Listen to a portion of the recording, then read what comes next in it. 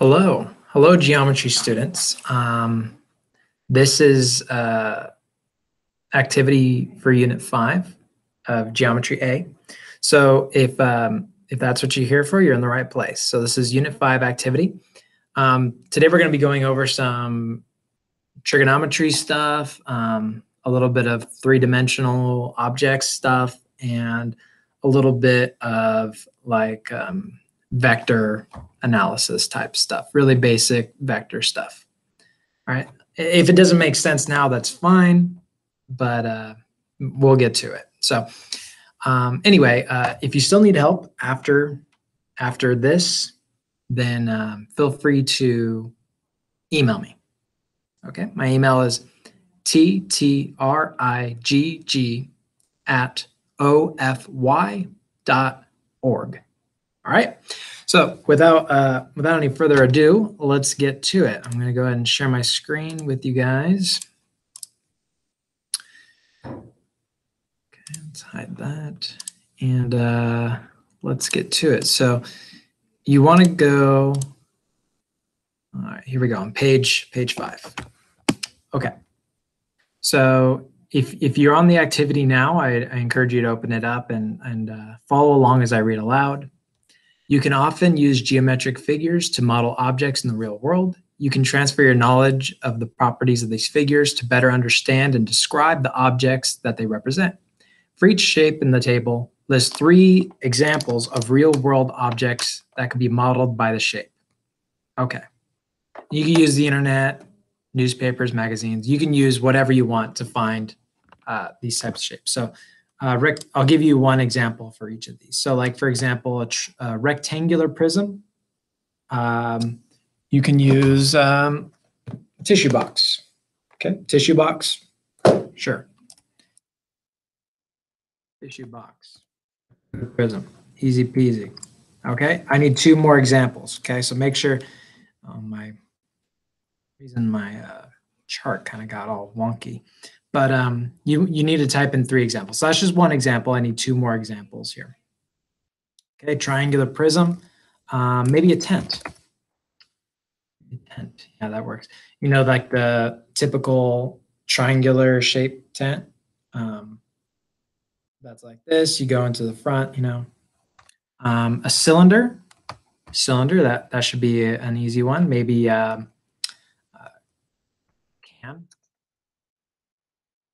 Can of soda, maybe. Can of soda. Be any type of can, I guess, though. A cone, so maybe a teepee, you know, or maybe how about a traffic cone? Cone right in it. A pyramid. Well, of course, you can go with the pyramids of Giza. Is there any other pyramid I could think of at the moment? I'll get back to that one. Sphere. Any round object, so Earth. Okay. Yes, Earth is round. I know, shocking. Sorry, flat earthers. A pyramid. I'm just gonna cheat and say the pyramids at Giza. You'll have to come up with 2 more examples for each of these. Okay, and you're free to use the internet. I didn't use the internet. I just came up with these off the top of my head. So I'm sure you can find plenty of examples from the internet or other sources. Okay, so go ahead, fill out the rest of this, and yeah, so that's that page. This is the only thing on the page. Okay, next page. Okay, here's where we're really going to get into some math. Okay, Gordon works for a graphic design firm and is creating a label for a food truck vendor. The vendor specializes in finger food and wants to sell food in right conical containers so that they are easy for people to hold. Okay, so basically he's going to serve the food in like a cone shaped. It's kind of like an ice cream cone or something. Well, there's a good example for a cone. To complete his label, Gordon needs to collect several different measurements to ensure that the label he designs will fit the surface of the container. Gordon has been told that the containers have a diameter of 4 inches and a height of 6 inches. So you can see the measurements they give you here. So the diameter is like across the circle. So the distance across the circle is 4 inches. And like from the opening of the circle to the point is 6 inches here. Okay, you can imagine it's like hollow inside, like an ice cream cone, and you could just put in the food into this is what the plan is, I guess. I don't know how many different types of food can go into a cone reasonably. Ice cream is a good example. Maybe mashed potatoes. I don't know. I can't imagine eating food out of a cone being a good idea. I don't think this is a good business, by the way. Regardless, let's just do the calculations. Okay, find the slant height of the cone. So the slant height is the diagonal here, or here. So AC would be the slant in this case. Slant height is the distance from the apex, or the tip, to the base along the cone's lateral surface. Okay, so in other words, AC. That's the slant length, is AC. So we need to find this distance AC. Well, if you notice, there's a right triangle formed here, triangle ABC. Okay, what do you suppose the length of AB is? If you said 4 inches, you'd be wrong, unfortunately. 4 inches is all the way across. So halfway across will only be 2 inches. 2 inches here. So AB is 2 inches, and the distance from B to C is 6 inches. And we need to find the distance from A to C. All right, so I'm gonna pull up a Jamboard here, just so I can show some work. There's my cube I drew earlier. Okay. So in this case, we have a triangle like so. It's a right triangle. This length is 2. This length is 6. Here's where B is. Here's where A is. And here's where C is. We want to find this length here. I'm going to go ahead and put an X here. Now, do you remember how to find a missing side length of a right triangle? Well, if you said the Pythagorean theorem, you'd be correct. You've probably seen this before. A squared plus B squared equals C squared. A squared plus B squared equals C squared. This is the Pythagorean theorem. It's used to find a missing side length on a right triangle, which is what we're doing here. In this case, the A and the B are 6 and 2. Doesn't matter which one's which. And the C is the X. It's the hypotenuse. The longest side is X. That'll be where C goes. So A and B are 2 and 6. Doesn't matter which one's which. So 2 squared plus 6 squared equals C squared. So this will be 4 plus 36 equals C squared. So that'll be 40, adding these together, 40 equals C squared. Lastly, to get rid of the squared part, you do the square root. Okay, square root to get rid of the squared. So the square root of 40 is the value of C. Okay. So that's the distance here, is the square root of 40. Well, about how long is that, Mike? Is that longer than 7? Is that longer than 8? Well, what you can do, let's go ahead and pull up a calculator here.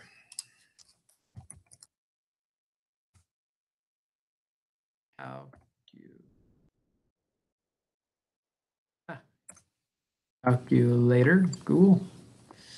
All right, and I want the square root of 40. So go ahead and click the square root 40.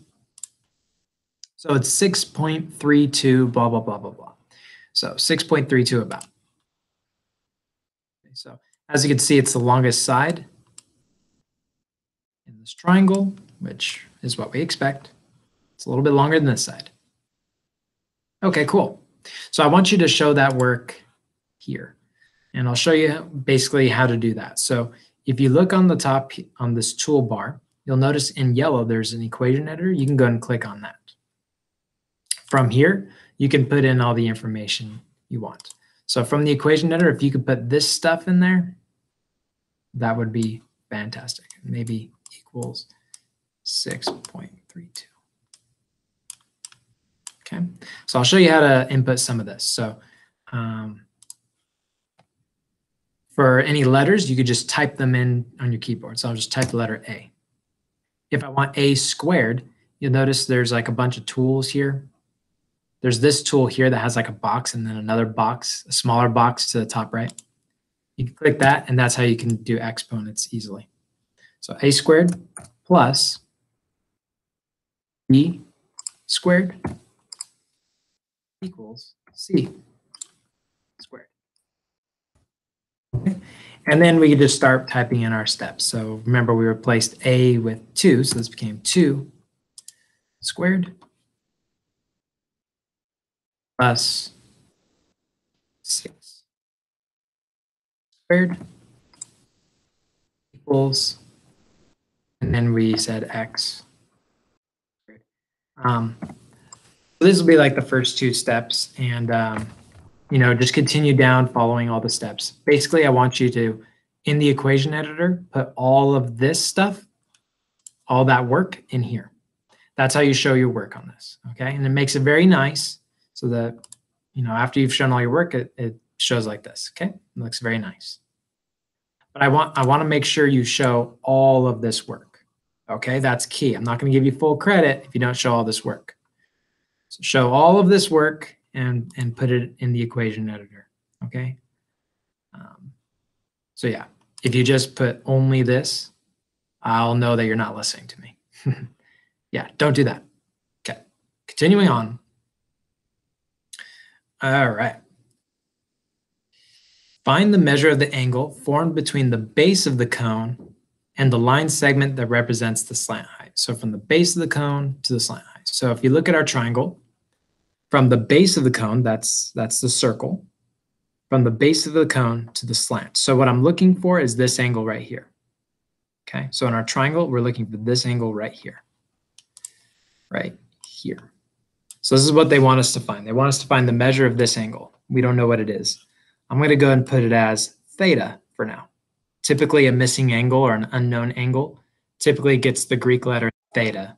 It looks like an O with a little hat on top, sort of. Okay, that's theta. So when I say what's theta, that's what I'm talking about, the missing angle. All right. So how do I find theta in this example? Well, what I can do is use a little bit of trigonometry. Okay, so how does that work? Well, if I look at this triangle, I'm going to go ahead and use the 6 and the 2. I could use this value as well since I know it now, but I'm just going to use the values they started us off with, the 6 and the 2. Now from theta, from this angle, this 6 is opposite from the angle. So the 6 is opposite. The 2 is adjacent, So if you remember your trig functions, sine is opposite over adjacent, or sorry, opposite over hypotenuse, that's sine. Cosine is adjacent over hypotenuse, and tangent is opposite over adjacent.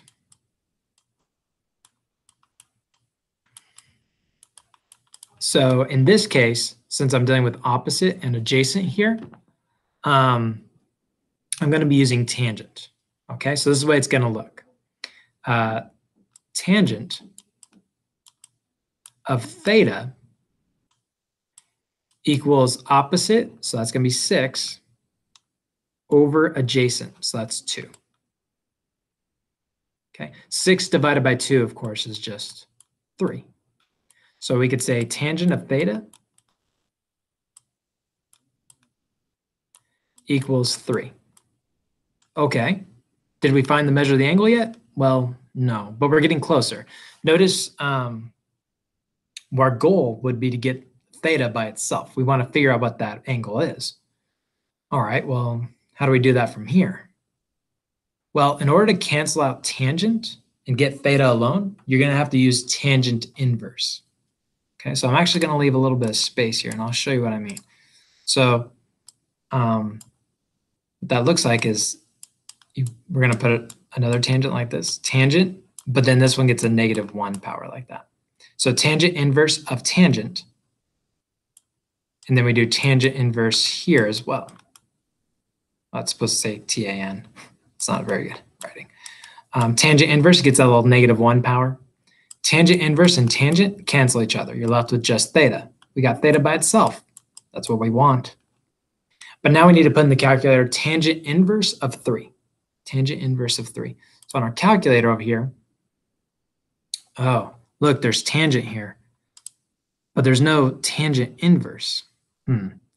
Maybe I need a different calculator. So there's actually a really good calculator that you can find. It's going to be, so I want you to do Desmos scientific calculator. Okay. Desmos scientific calculator. If you don't have a calculator at home, this is a very good one. Okay. It's got everything you need. All right. So now that I'm on this calculator, what did I need again? Ah, yes, I remember. Tangent inverse. Now again, it has tangent right here, but where's tangent inverse? Well, you see how this says main here? Then it says ABC if you want letters. And then it says FUNC. That's for other functions. Okay, so you go ahead and click that. And you can see tangent inverse right here, tangent inverse. Go ahead and click that. You see how the calculator pops up tangent inverse? And we put in the value we want, which in this case, we're doing tangent inverse of 3. The answer shows up over here, just like that. And so that tells us that the measure of that angle is 71.565 degrees. There you go. So that means theta equals, what was the number again? 71.57.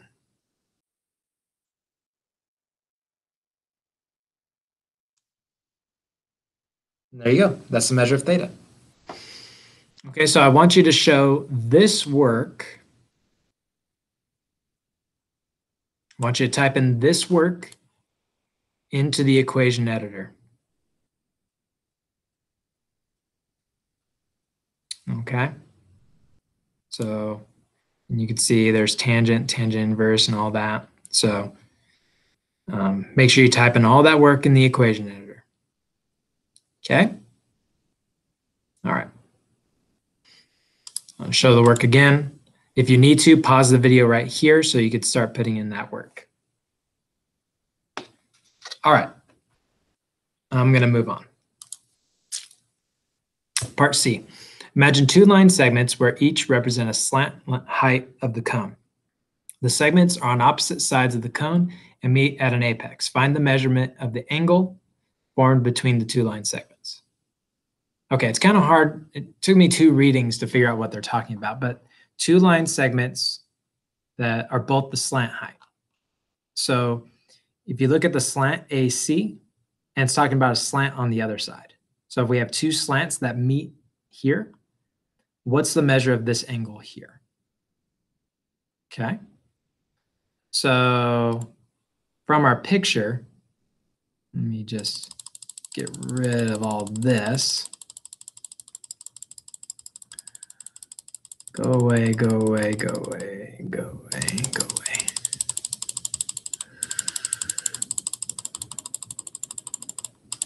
Okay, so if I look from this, what we're looking at is the other side of the cone. Okay, and what they want is the measurement of this angle here. Okay, what's the measurement of this angle here? Well, we already figured out what theta is, and we know this is a 90 degree here. Remember, theta is the 71 point, I think it was 5.6. Yeah, 5.7. 5.7. So here's the measurement of this angle here. Now, if you remember, let's just look at this half triangle here. If we think about this as a half triangle, as just this half, we can find the measure of this angle because the 3 angles together should add up to 180. And we already know this one's 90. See that 90 degree there?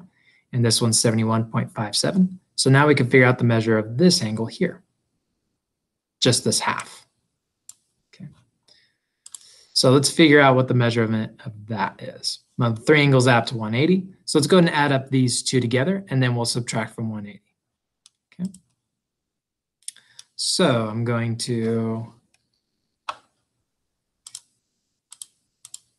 take this. I'm going to add 90. Rounded that we had. 31.57. Then we're going to add 90. Okay, 161.57. And then I want to do 180 minus that. So I'm going to do 180 minus, and I'll put that. 180 minus that, 180 minus that sum gives you the measurement of that angle. So 18.43. So this angle right here is 18.43. Now again, that's only the measure of half of what we're looking for. The one on the left should be the same. So the measure of this angle is also 18.43.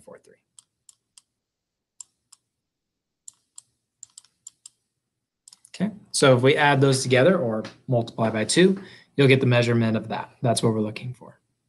Okay, so add those two together, and that'll be your answer for part C. All right, moving on. Okay, make sure to fill out that answer. All right, last page already. This one's quite a bit shorter than the one we did before. The unit 4 one was much, much worse than this. Okay, vectors. A vector is a quantity that has magnitude and direction. For example, if you travel 20 miles northwest, so you notice there's a magnitude, 20 miles, and a direction, northwest. So magnitude and direction, that makes it a vector. 20 miles is the magnitude, northwest is the direction. So the vector, so this type of vector is called a displacement vector. It's telling you where to go and how much, what direction and how much you go that way. Okay, vectors often represent displacement, speed, acceleration, or force. In physics, we see it as force a lot. If you think about a vector as a directed line segment, the initial point is the tail of the vector. The terminal point is the tip, usually represented by an arrowhead. So here's an example here. You could see vector AB, or in other words, vector V, they're calling it. This vector has an initial point and a terminal point. Terminal point has a little arrowhead on it. Okay. Okay, cool. You can also describe a vector using component form. If you notice this vector, if I go from A, the initial point, to the terminal point, I would go 3 to the right and 5 up. 3 to the right and 5 up. And that tells you from the initial point how to get to the terminal point. 3 to the right, 5 up. So if I want to write this vector in component form, it would just be this. Vector V is 3, 5. That means 3 to the right and 5 up. Okay, just like in regular coordinate planes, like negatives go left, positives go right on the X, and then for the Y, negatives go down, positives go up. Okay, it's pretty, hopefully not too crazy so far. You will now use this basic understanding of vectors to answer some questions about the magnitude of a vector. Okay, all right. So we can use GeoGebra maybe to show what this is, but let's actually go to, let's use this vector here. It says 4, 7. Okay, so I'm gonna pull up GeoGebra and we'll kind of work on parts A and B kind of together as one problem sort of. So this vector 4, 7, what you can do, go ahead and go to the point tool right here, point, and put a point right here, right at 0, 0. This will be our initial point of the vector. And our vector is 4, 7. So go to, I know there's a vector tool. Yeah, right here. So if you go this set of tools, you go down to vector, go and click vector. It says select starting point and then end point. So starting point is A. Our end point, so is 4, 7. So that's 4 to the right, 7 up. So this is our end point there. So this is our vector. This is our vector. Now, we want to know what's the magnitude of this vector. In other words, what's the length of the vector? What's the length of the vector? Okay, so, and by the way, we're working on part B currently, is finding the length of this vector, 4, 7. All right, so if I go to here, hopefully this will make some sense. So we have a vector. This is our vector. Our vector's name is AB. And in order to get this vector, we moved 4 to the right. I'm doing a dotted line here. 4 to the right. And we did 7 up.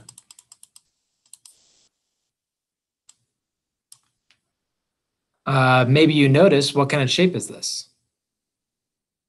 It's a triangle, specifically a right triangle. And we're missing a side length of a right triangle. Well, how do we find the missing side length of a right triangle? Pythagorean theorem, same as what we've done before.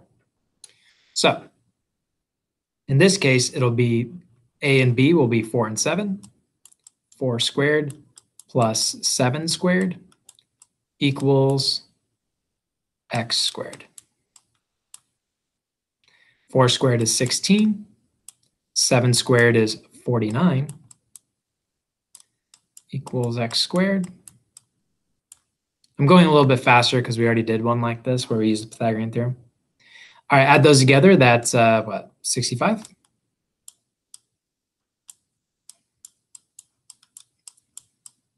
Lastly, to get rid of the squared, use square root both sides.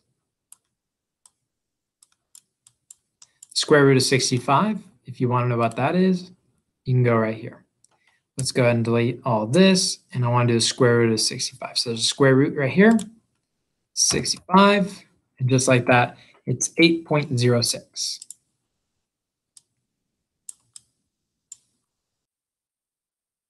Cool. All right. This is part B, not part A. This is the answer for part B. So make sure that you show all of this work in your answer for part B.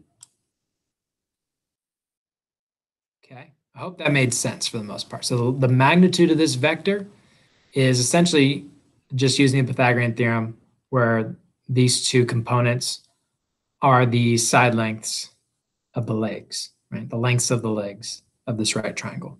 And then we're finding this length of this right triangle. Okay, cool. In this case, it's 8.06. So show all this work here for part B. Now for part A, it asks you to describe how you would do that. Well, we just did it. So what I want you to do is just explain what we did. Okay, explain what we did. So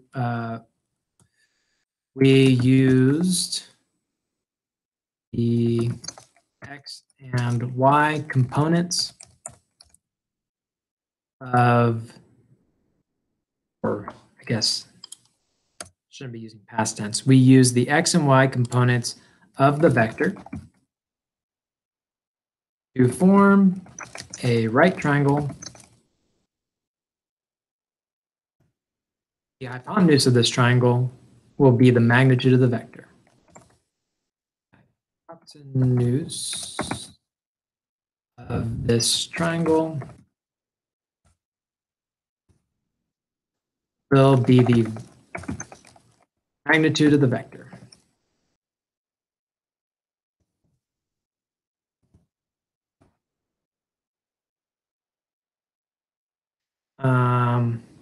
And then for part B, it's this work here.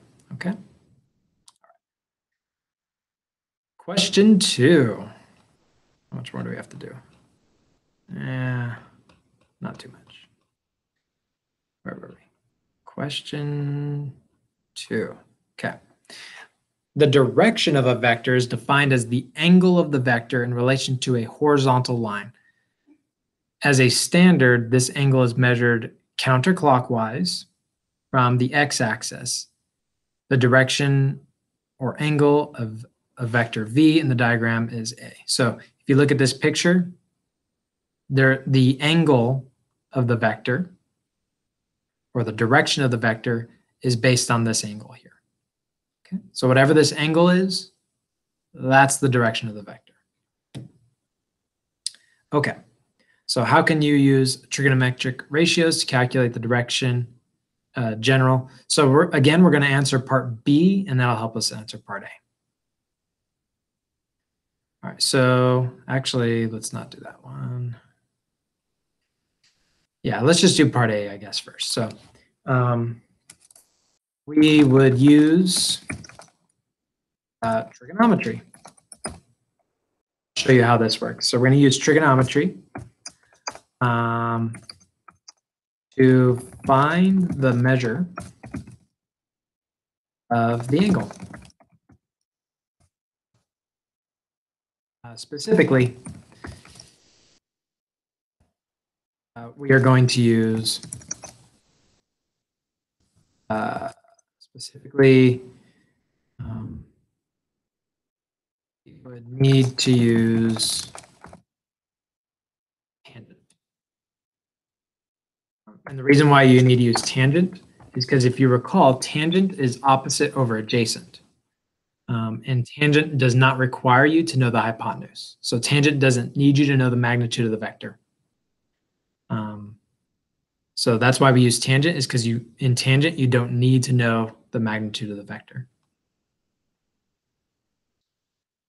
Suppose that vector v lies in quadrant 2, quadrant 3, or quadrant 4. How can you use trigonometric ratios to calculate the direction of the vector in each of these quadrants with respect to the positive x-axis? The angle between the vector and the positive x-axis will be greater than 90 in each case. Okay, so that was a bit of a mouthful, but I'll try to explain what we're talking about here. So if this is our vector, the angle or the direction of the vector would be, I wish I could draw this. I wish I could draw on this just like freehand. No. Let's do angle here.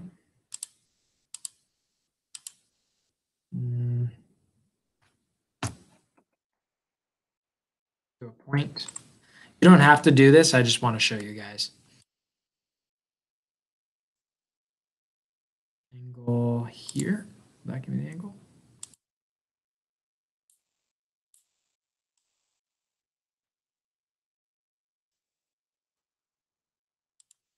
Here. Here. It's not giving me an angle. Okay, let me try this. Line here to there. Okay. Now it should work, hopefully. Angle here to here. Hey, come on. Why is that not working? Angle here to here to here. It's not working. Okay, I'm just going to draw it. Let's clear this frame. So if I have a vector in this quadrant, the angle is right here. Okay, and so the way you would find that is whenever you're finding the measure of an angle, we're going to be using tangent inverse. Okay, so it's tangent inverse of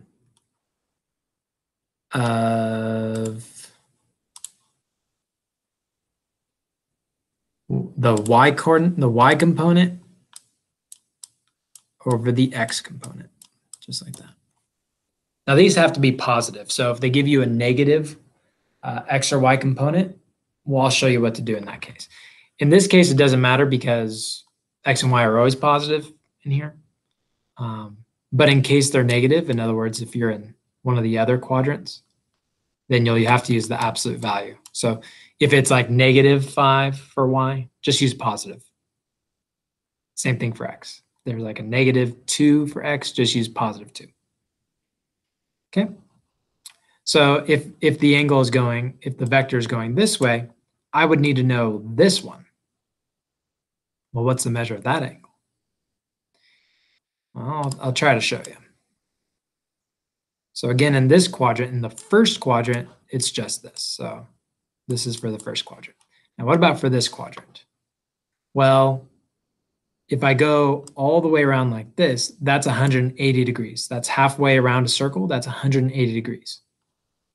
So what this one would be is 180 minus, so 180, the full circle, minus this section right here. Okay. Or actually, what I'm trying to find is not this. What I'm trying to find is this. Okay, so what's this angle? So it'd be 180 minus this angle here. So it's the whole circle minus this bit, minus this little bit. Okay. So that'd be 180 minus tangent, tangent of absolute value of y over absolute value of x.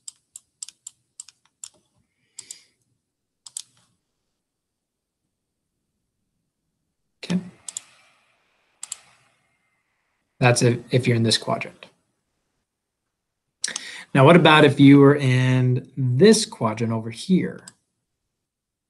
So in this case, the angle you'd be looking at goes from here all the way to here. It's 180 plus this. You see that? It's half a circle, 180, plus this angle. So this one would be 180 plus this tangent. Oh, this should be tangent inverse. Plus this tangent inverse of y, absolute value of y over absolute value of x. Remember, these got to be positive x and y values. So that's why I put the absolute value here. Similarly, this one is all the way around. This quadrant over here is all the way around plus a little bit more. So, or minus a little more. So all the way around to here would be 360 all the way around minus this bit. So that's why it's 360 minus, and this should be tangent inverse of the absolute value of y over x. Okay, again, these have to be positive. All right, whew. So I want you to put all of that. So if you're in quadrant 1, you'd use that. In quadrant 2, you use that. In quadrant 3, you use this. And in quadrant 4, you use this. Okay, so I need you to put all this information for problem B. I know it's a lot. So you're going to go to the equation editor and put that in. So actually, we would say this. Quadrant 1,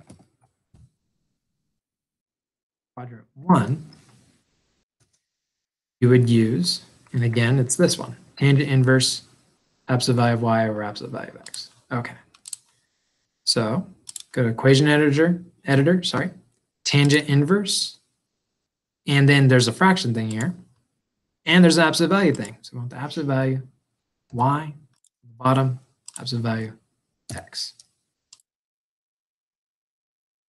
Just like that. For quadrant 2,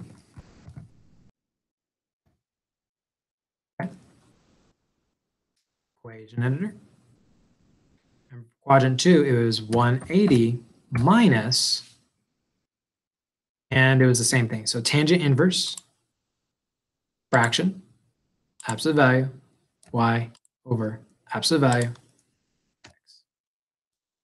Okay, I'm going to leave it up to you for quadrant 3 and 4, but here's what you need to put for quadrant 3. Here's what you need to put for quadrant 4. Okay, pause the video if you need to. I'm going to move on. Now try a numerical problem. What is the direction of this vector, vector W? So it's -1, 6. -1, 6. Hold on, I need to clock out real quick because I'm supposed to be at lunch right now. -1, 6. So which quadrant would that put us in? Well, if we're at -1, 6, well, that puts us in quadrant 2. Okay, -1, 6 puts us in quadrant 2. All right, so since we're in quadrant 2, we're going to be using this one right here. 180 minus tangent inverse of absolute value of y over absolute value of x. Okay, so we're going to be using this one. Let's go ahead and we'll go to another page here. So it'll be 180 minus tangent inverse. This is because we're in quadrant 2. It'll be the absolute value of y over the absolute value of x. So our point again was -1, 6, right? That was our vector. Should be using little things for vectors. Oh, that's really ugly. Okay, like that. -1, 6. Remember, you absolute value, so you only use the positive version. So it's 6 over 1. Positive 1 because you want only positives in here. Okay, so that's going to be 180 minus, now we need to do tangent inverse of 6 over 1. Well, what's 6 over 1? Well, that's just 6. So tangent inverse of 6, that's what we want. So I'm going to clear this, clear all. I want tangent inverse of 6. So the answer is 80.54, we'll say. 80.54.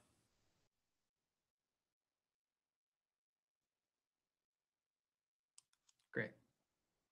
180 minus that is, so we could do 180 minus, and I'll go ahead and this.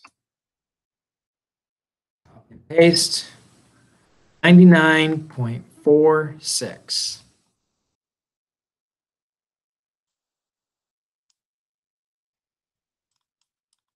All right, and that's the direction of that vector. Okay, so I want you to go ahead and put this work, and this is part C right here. Okay, part C.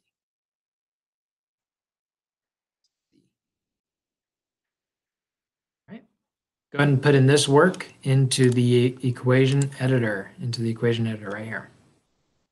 Okay, cool. All right, two vectors are said to be parallel if they point in the same direction or if they point in opposite directions. So if they point in the same direction or in opposite directions, they're parallel. So what we need to do, here it asks, are these vectors, v1 and v2, are these parallel? So we want to see, do these vectors go in the same direction or opposite directions? If they do, then we would say that they're parallel. Okay, so our first vector is square root of 3, 1, and our second vector is negative square root of 3, negative 1. So our first vector is in this quadrant, okay? Because they're both positive. Square root of 3, 1 is going to be in here, and the other one, they're both negative. So that's going to be in this quadrant here. So one of them is in this quadrant, quadrant 1, and the other one is in quadrant 3. So for the one that's in quadrant 1, I'm going to go ahead and clear this, by the way. So pause if you haven't gotten this down already. 1, 2, 3. For quadrant 1, we have the vector square root of 3, 1. Okay, now for quadrant 1, we use this formula here. So it's going to be tangent inverse of y over x. So this will be tangent inverse of 1 over the square root of 3. Okay, that's for this vector here. Now what about the vector, the second vector? Well, the second vector is negative square root of 3, negative 1. So for the second vector, that's for negative square root of 3, negative 1. And since these are since these are both negative, that'll put us in quadrant 3. That'll put us in quadrant 3. Because if they're both negative, negative, negative puts us in quadrant 3. So we're going to be using this one here, 180 plus tangent inverse y over x. So here it's going to be 180 minus tangent inverse and y over x. Well, absolute value of y over x. So we want to make sure these are both positive here because we're using the absolute value. Okay, so even if it's negative here, you put it in positive here. So let's figure out what each of these are. So tangent inverse negative of 1 over square root of 3. So let's go and clear that. We want tangent inverse of, we want a fraction here. So can look at main here. Maybe we'll get a fraction. Well, I guess we don't need a fraction here. It was 1 over, and for over, you just put divide. That's fine there. Oh, they do have a fraction here. Yeah, 1 over square root of 3.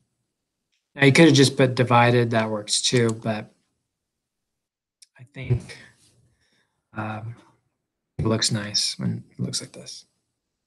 So what is it? 30 degrees. So that makes a 30-degree angle. Okay, great.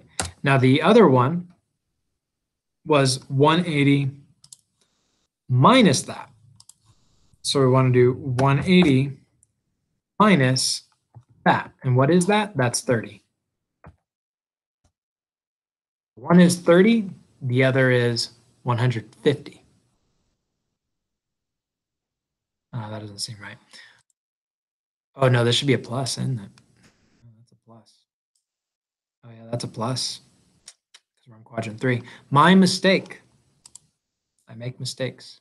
There should be a plus there. So that means there should be a plus here. And it's 210.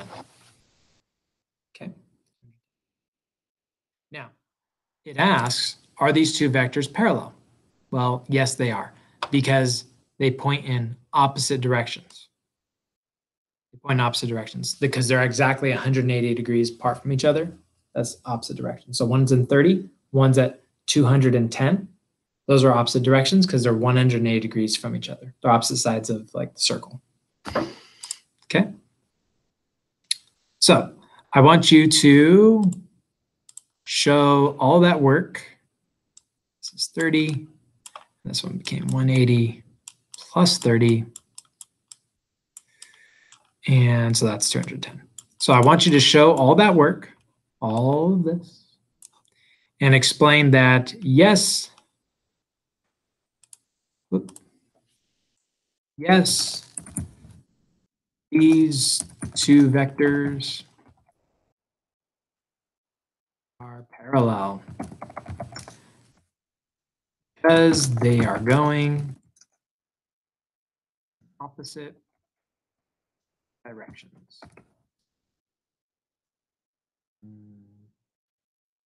We know this because two vectors have directions that are 180 degrees apart.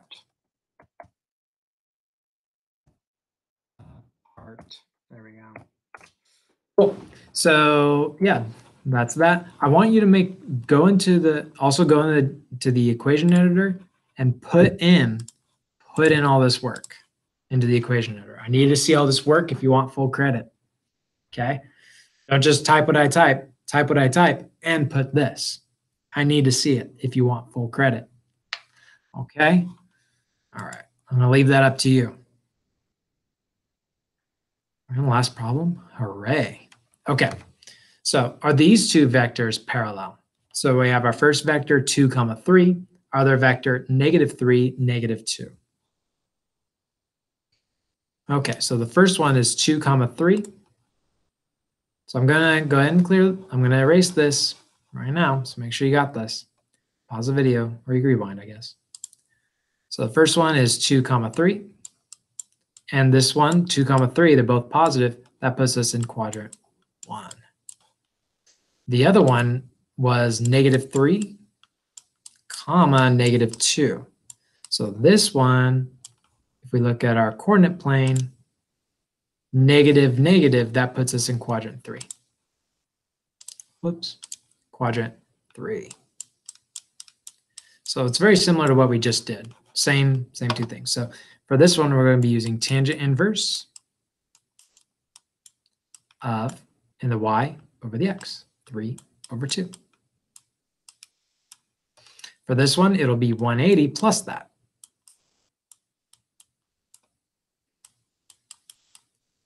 Oh, not plus that. Notice you use these. So it'll be 2/3. Tricky, tricky.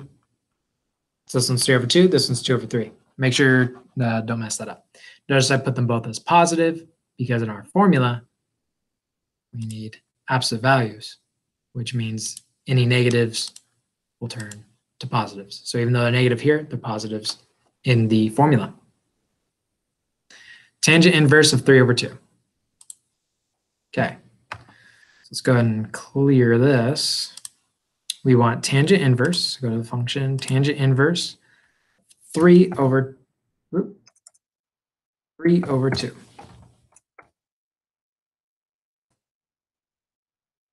And you can see it's 56.31, we'll say, 56.31. So this is the direction of this vector.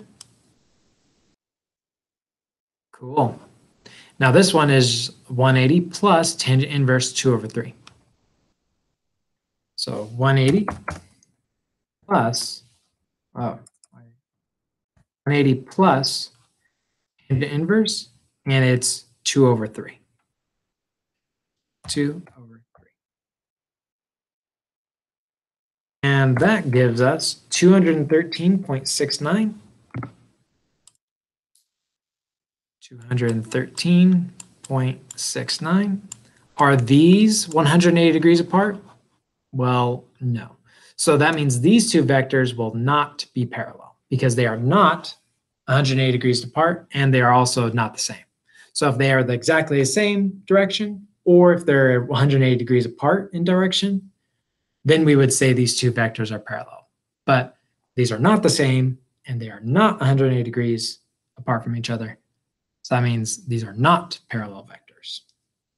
Okay, these are not parallel vectors. So just make sure that you explain that here. Okay, I need you to show all the work here, show the work using the equation editor, and explain why we know that these two vectors are not parallel.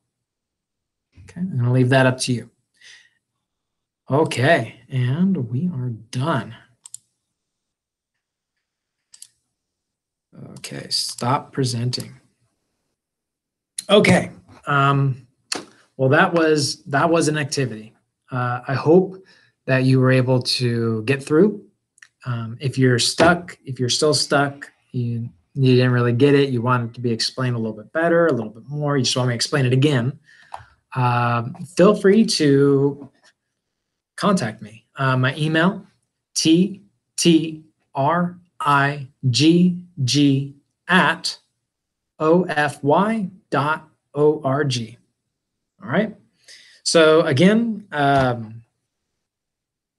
hope that all made sense. All right. Well, take care, geometry students, and I will see you guys in semester 2. This is the last one for semester 1. So I'll see you in semester 2. Bye.